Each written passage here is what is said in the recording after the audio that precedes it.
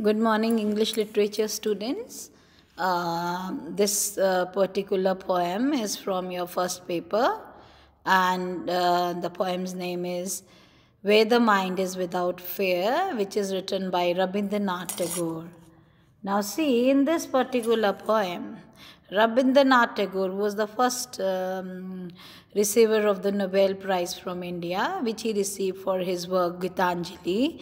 So, Rabindranath Tagore, he describes here, he wants, because this is written somewhere around somewhere around 1900, this particular poem.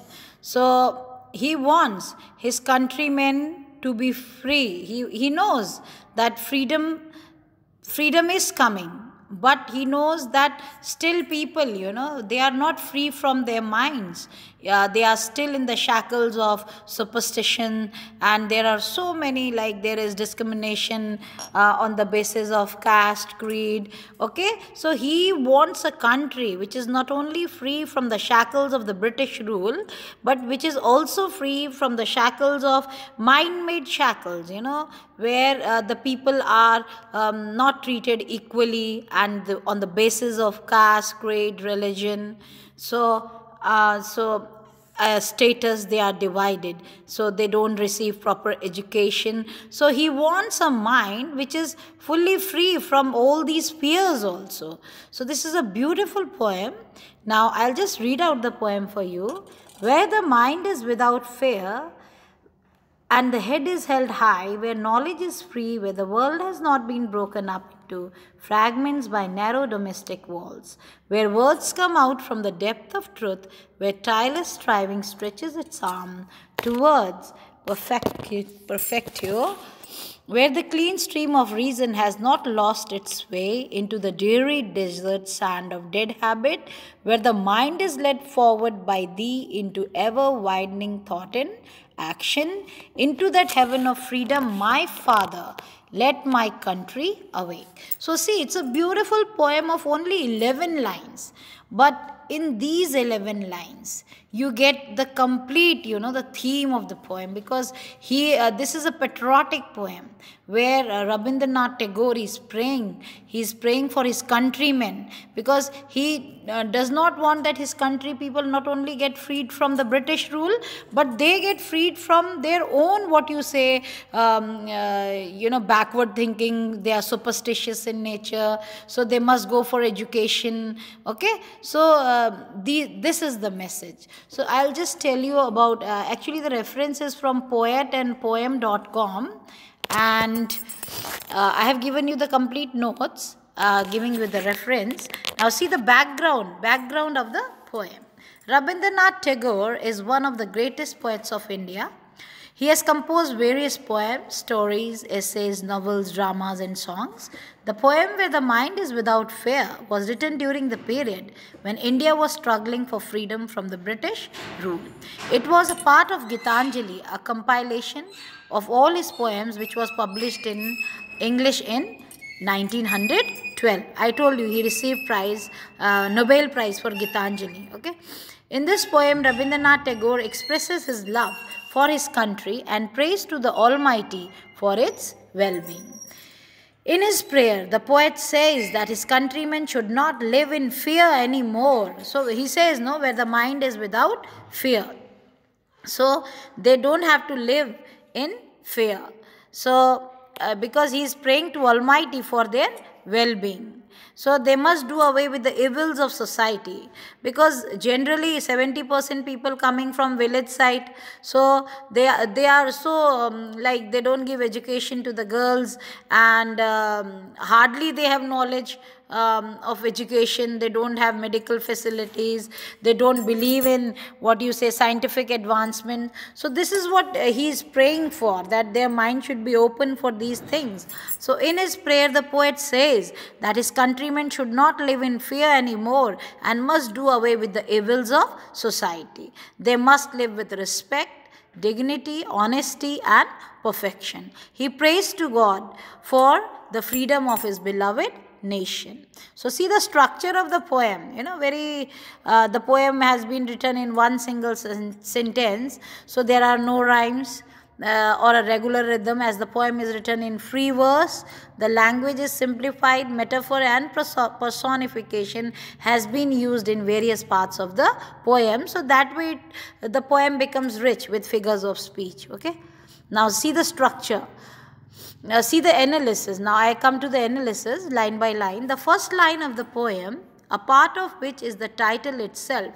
The title itself is where the mind is without fear and the head is held high. See, now the main message is, though my country people, they will be free from the Britishers, but will they be free from their own mind? So that is the message. Why they fear their own,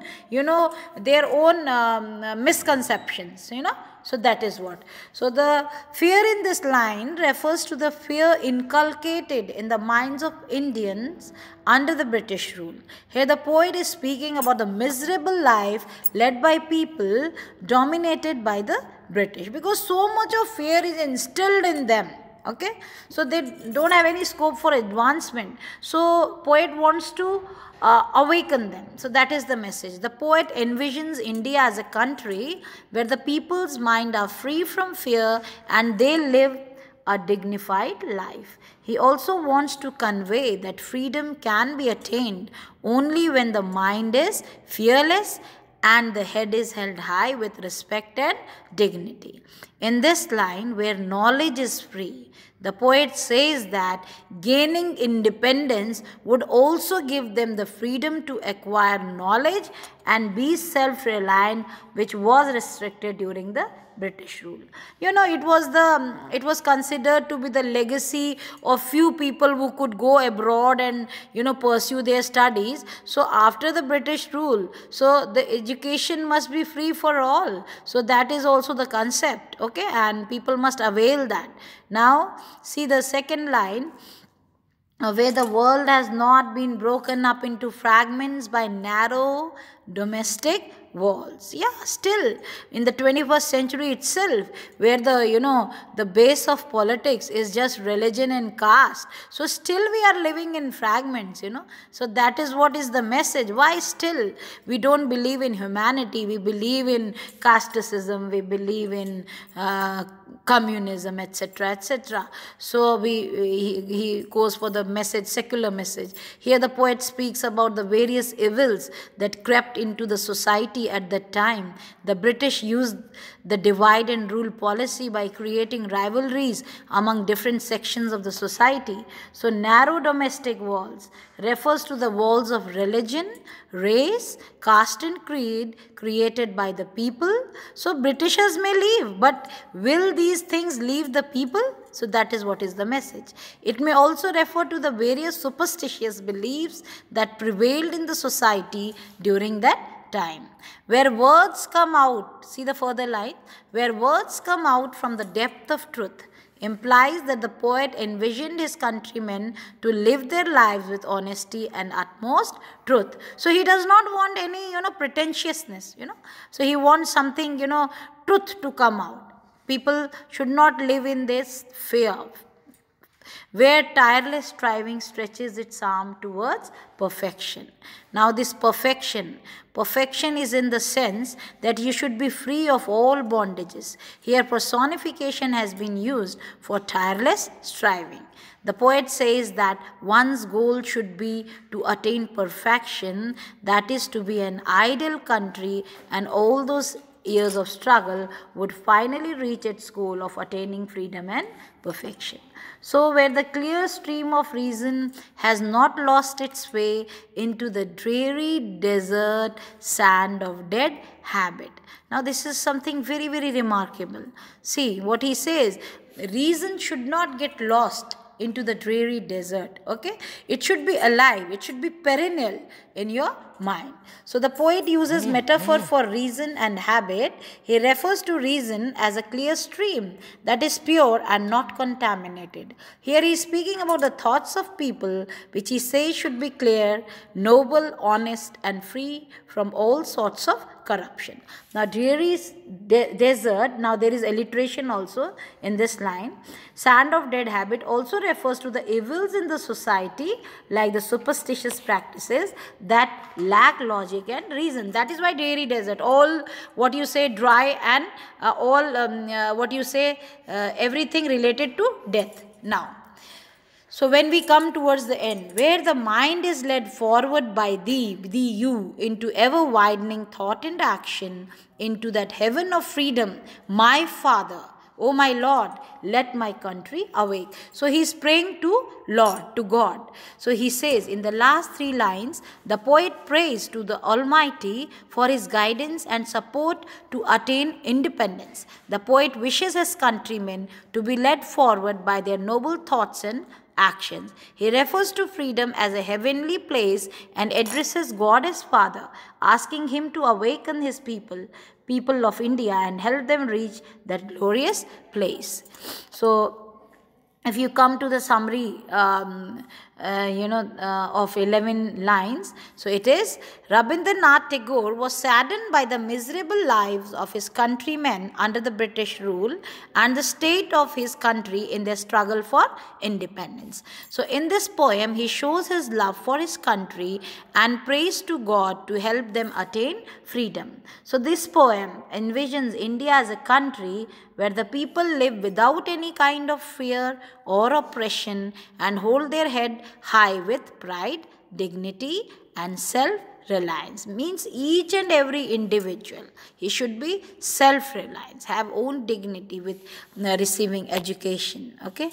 Now the countrymen must possess noble thoughts and do away with all the superstitious beliefs. Now these superstitious beliefs are the, what you say, shackles, which are binding them. So they have to leave aside that, leave back that defy logic and reason. So here you see the spirit of scientific spirit, advancing spirit of the poet, and you also find his roots, which are very much in Indian culture. The poet prays to God, seeking his support and guidance for his countrymen to have noble thoughts and actions. He asks God to awaken them into this heaven-like place of an independent nation. Now, theme, as you already know, the poem was composed in the early 1900s when India was still struggling for its independence and it was under British rule. It is the poet's prayer to the Almighty, seeking his guidance and support to help the countrymen attain freedom. The poem is very patriotic in nature. It expresses his love for his country and speaks about the vision he has for India and its people. Through his poem, he gives us an idea about the kind of life people were living during the British rule. The stringent rules, policies, economical and political uncertainty were some of the factors that caused fear in the minds of Indians. And already when they don't have any knowledge, they have not been to any school, no education, so that fear has to be there. So they could not live a dignified and respectful life in their own country. Obtaining a proper education was restricted for various classes of the society, causing illiteracy among people and making them believe in superstition. The British used the divide and rule policy against the Indians to make them fight among themselves. There was discrimination based on caste, creed, race, and religion. So, coming towards the end, so it was during this struggle for independence. The poet says that he envisions a country where there is no fear in the minds of people and education is attained by all. So, students, I end my lecture here. So, tomorrow we'll continue with the another poem. Thank you for your patience, students. Thank you so much.